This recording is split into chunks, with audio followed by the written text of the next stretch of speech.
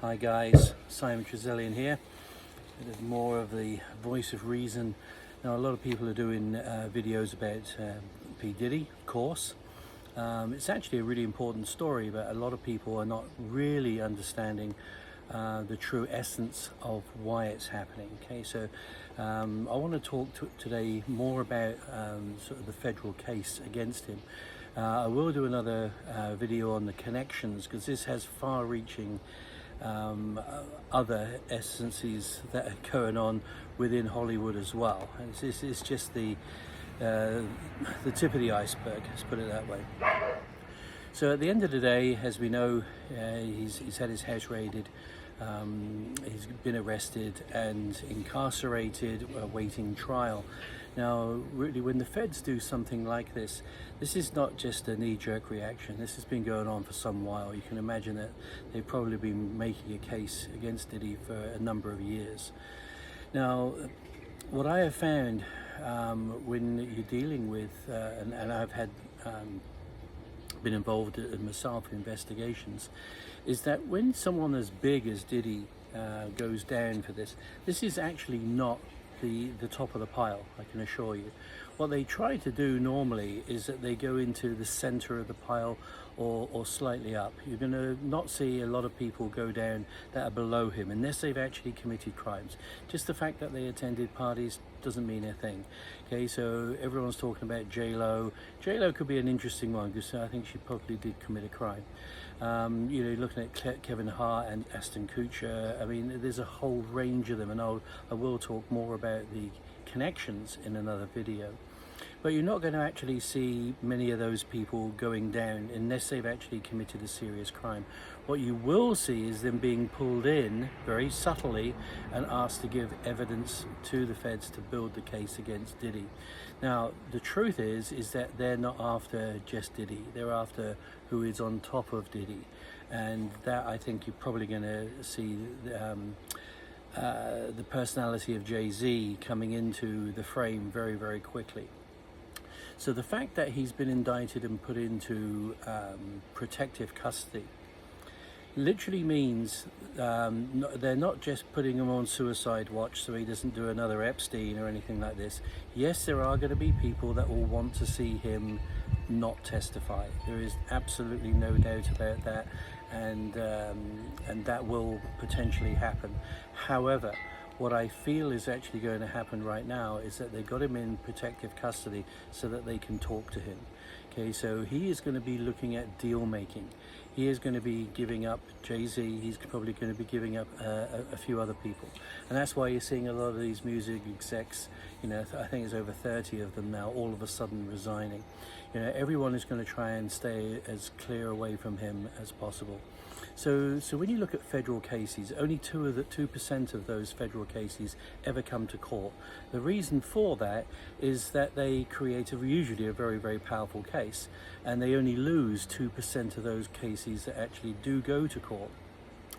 So you can imagine what's going to happen there. Now, what they will normally do, and this is what we've seen, okay, so he's been also indicted for racketeering. Now, when the feds build a case, what they try to do so that they get a really good percentage of winning is that they bolt on charges. Okay, so if more than one person has been involved in the commission of that crime, that's what they call conspiracy. Okay, so conspiracy is usually a mandatory 10 years that they bolt on to the charges that you've already got because you've involved someone else.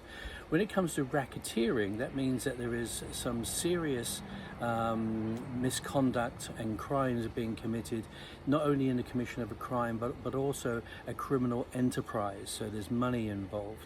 Much harder to actually build that case, and you need other people to build that case, and that's what they're probably going to do now. So racketeering is what they did Al Capone on. You know, they couldn't get him for anything else, so they did tax evasion and racketeering.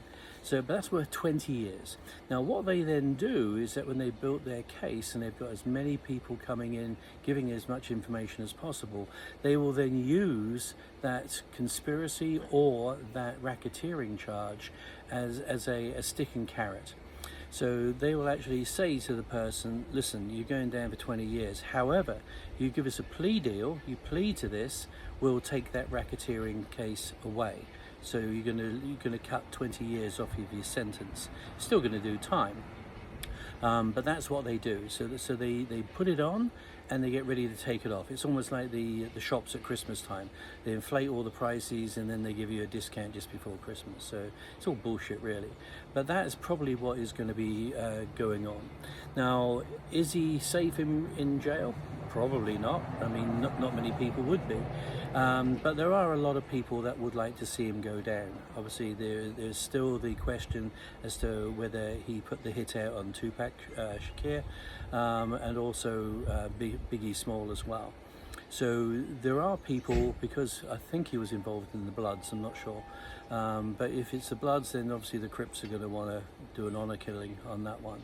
But you will find that there will be someone somewhere that wants to make a name for themselves inside by being the guy that took down Diddy. And he's probably going to get a bounty for that. So there's these different elements going on. There's people that don't want him to testify, and then the feds that really do want him to testify so that they can move it upwards. Okay, they're looking for the big fish. It's the same as we did with terrorists. You know, you don't try to take out the number one. You know, you look at getting agents in at about number 3, number 4, and then you get them to build the case so you could actually take out number 1. That is what I think is happening on the Diddy side.